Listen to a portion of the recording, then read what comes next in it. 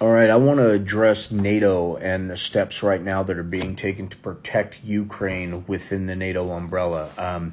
It was made very, very clear by Blinken, to Ukraine itself, that we are opening up, we are accepting them into NATO, we are moving that forward. It's not going to be popular with the Republicans, we really don't care. NATO is actually right now taking steps within itself to their saying Trump-proof the processes of NATO, because Trump brought out the brutal, honest holes in these systems, as he did for the government of the United States. And this is the one thing that people need to realize. He exposed problems that desperately need to be solved, and NATO recognized that, and they actually put in place a 5-year support plan for Ukraine specifically of $100 billion. And they do this because this is a 32-member alliance of these countries, 32 members. The United States does put in more money to NATO than anybody else. And the reason they do that isn't because we are wanting to spend more, or we're just covering everyone else's asses. That's not how NATO is put together. That's not how the funding of NATO is put together. And there's been so many drastic bullshit stories from the right side, and so many conspiracy theories around NATO and embezzling money and everything else. Is it perfect? No. Is any government perfect? No. But that's not the point. NATO is here to keep the balance. Okay? NATO is specifically here to keep people like Russia, like China, like North Korea, like people like that in their freaking pockets. Keep them in their own countries so they don't do things like invade Ukraine, which there are 42 million people in Ukraine, and their country, 42 million people, and their country's being invaded. And there's Republicans that are like, well, that was Russian land to begin with, and, give it to them back. Well, Russia also said they want to take back Alaska. They're not recognizing the sale of Alaska to the United States. I mean, that's basically the same thing they were saying about Ukraine. We don't recognize the sovereignty of their own country. We're taking them back. We want that land. That's what they did. They're talking about other countries too. That's what NATO does. NATO makes sure that stuff does not get out of control. And the reason it's getting so out of control right now is because Russia and China is looking at Taiwan slobbering, just waiting for an excuse to attack, waiting for the weakness in NATO to make their moves. And Trump exposed that too, because we have one side of the aisle that's voting against every single package to help Ukraine,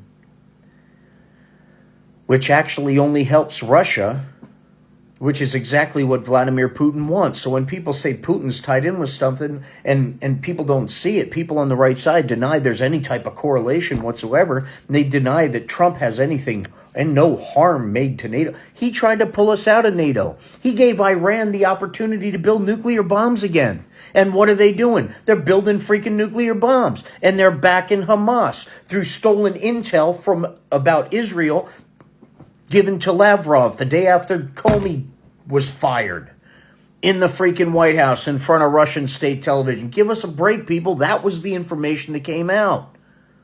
All of this stuff is connected. Now, NATO's main purpose is to make sure all of those little games that have been played behind the scenes in every single country in this world by our adversaries, because they're not just doing it to us. We're just stupid enough to fall for 90% of it. Well, not all of us. But that's why Trump is where he is, because he's the master of puppets and everyone else is just, okay, whatever you say, without thinking twice about what he's actually freaking doing. Now there's proof that his stock stuff is tied in with Russian stuff, and you're saying that NATO is to be doubted? That NATO should be doubted? NATO protects us against that stuff too. NATO is like a world police, and yes, we are the big bosses in that world police, because our 2% is more than any other country's 2% to fund it. Out of 100%, I think we equate to 16% of that funding. But you know what else? Our military is bigger than our next 36 next militaries combined. Something like that. Yeah, we're good. We're all right. So what? We send some help to Ukraine, some extra help to Ukraine? The Republicans fighting that shows our weakness. It shows the weakness within our politics, within our structure. It shows the weakness in our country to all of our enemies.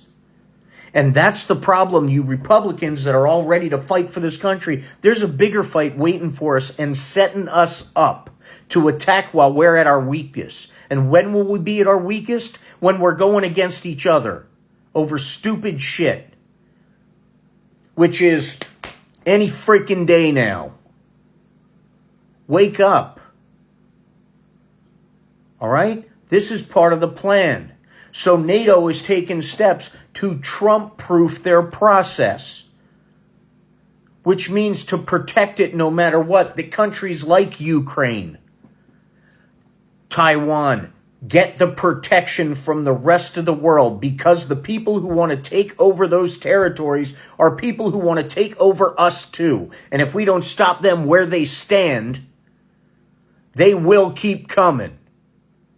And that's not a political statement. That's an American one. That is a fact. They will keep coming. And they're already saying it out loud. You just need to listen. So while you're fighting for your Cheeto God, because you believe in him for president, there's more to the freaking picture. It's not just about him for president. It's what that opens. It's what that creates. NATO stops it. NATO helps protect us. When we were attacked on 9/11, the NATO forces, the NATO allies, their soldiers were shoulder to shoulder next to ours. Their heroes fought for us, the United States, when we got attacked. That's what NATO does. And all of you Republicans bitching about Ukraine getting any help aren't thinking about it. All of you guys saying we don't need to be in NATO, bullshit. NATO keeps all the people who need to be kept in cages in their cages. Because once they see a weakness, they will go. They will take whatever the hell they want. And right now, all of our allies are watching us weaken a country that's getting invaded right now. And then they see us over in Israel ignoring the Palestinians. How much assholes do we look like right now? I don't care about your Republican Party or Democrat Party. That's what we're doing right now. Is that an American thing? No. Then fix it. Screw the politics. Fix it. Send money to one, stop the other, and help the people who need it most. And NATO will have our backs every step of the way, because every single one of these countries wants a balanced world without these evil freaking superpowers. They want the democracy. They want everyone to help each other. A rising tide lifts all boats. That's what NATO helps do worldwide with military muscle and help in every country. And that's what makes Putin hate NATO so much. That's why he wanted us to be out of NATO for so long. That's why he's been trying to destroy NATO. And what's the first thing his soldier did? Try to take us out of NATO. Pull the Iran nuclear deal. Who's Iran allies with? Yeah, Uncle Vladdy.